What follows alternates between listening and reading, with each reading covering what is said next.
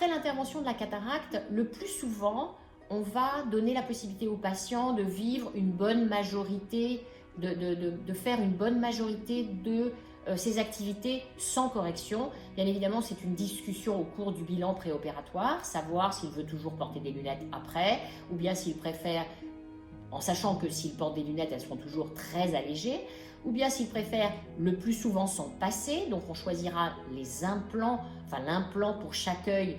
qui va être utile pour qu'il soit le plus possible sans lunettes. Et si son souhait est effectivement d'être le plus possible sans lunettes et que malgré tout les calculs de l'implant, puisque c'est des calculs qui demandent un nombre d'examens important, ce sont des calculs qui nous permettent d'obtenir la puissance de l'implant que l'on va placer à l'intérieur de l'œil. Si ces calculs n'ont pas une précision à 100%, on peut encore améliorer le résultat après l'intervention. Plusieurs techniques sont possibles. Soit faire une chirurgie au laser, que ce soit une PKR, un LASIK, voire un SMILE, ou bien